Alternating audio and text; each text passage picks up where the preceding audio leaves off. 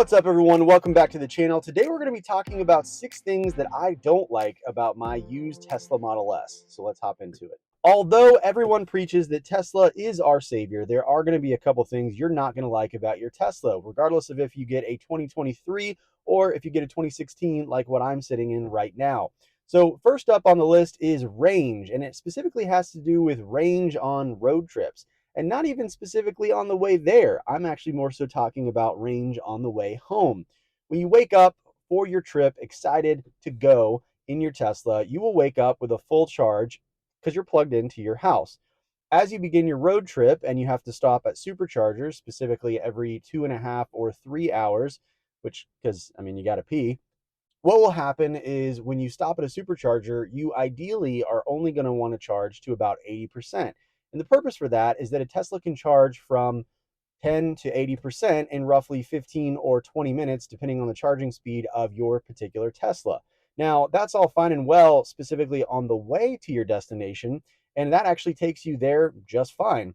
However, on the way home, you either have to stop and charge somewhere to 100%, which absolutely will take you about an hour, or you have to stop somewhere like a hotel or an Airbnb or something that has a charger on site so that on your return trip, you can in fact actually have a full tank of gas.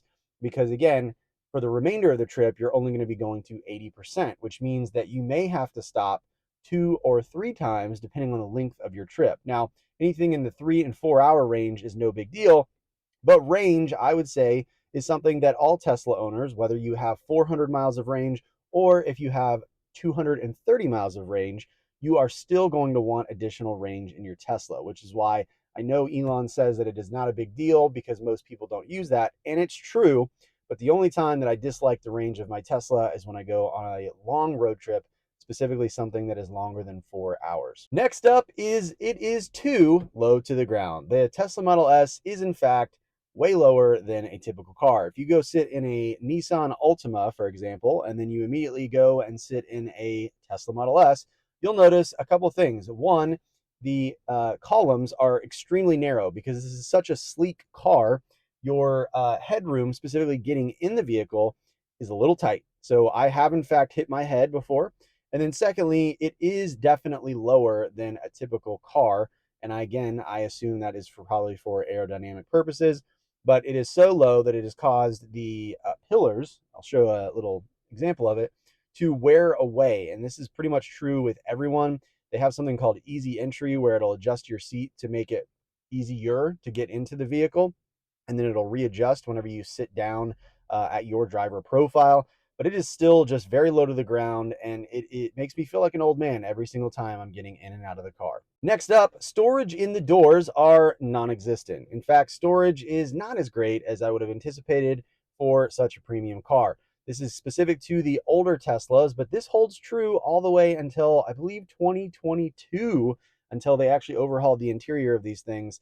And so you will have no door storage for the front or the back.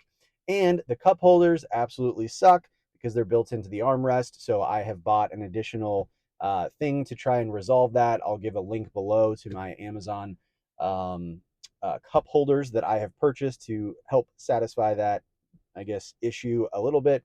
But there's really no solution to no storage in the doors. For me, it's a convenient place that I used to put things like sunglasses, cleaning wipes, business cards, pins, just various things.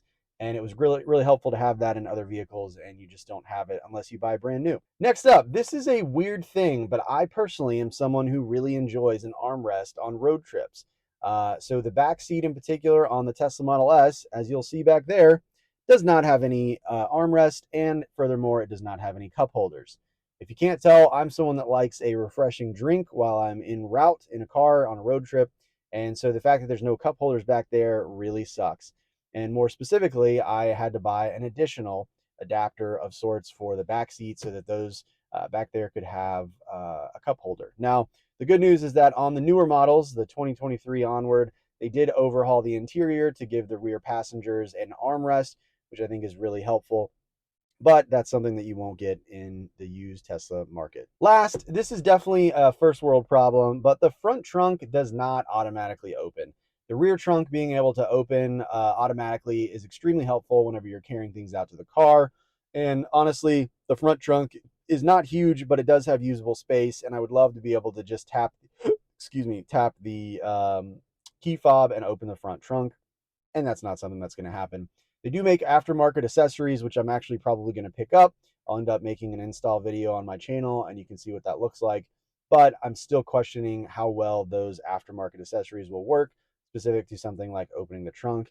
And I'm not sure that it can integrate with my key fob, but we'll find out. So that's it for this video, guys. If you haven't checked out my channel, I have a number of Tesla videos that may be helpful for you in your Tesla purchasing journey, or if you're someone that already picked up a Tesla, there's a couple things that may be helpful for you to be aware of. I have videos about how much it costs to charge a Tesla. I have videos about how much the insurance costs on a Tesla. I even have videos on why you should consider a used Tesla Model S instead of purchasing a Model 3. So if that has interest to you, please consider liking, please consider subscribing, and maybe even check out a couple of my other videos. I'll let you get back to it. Have a great day.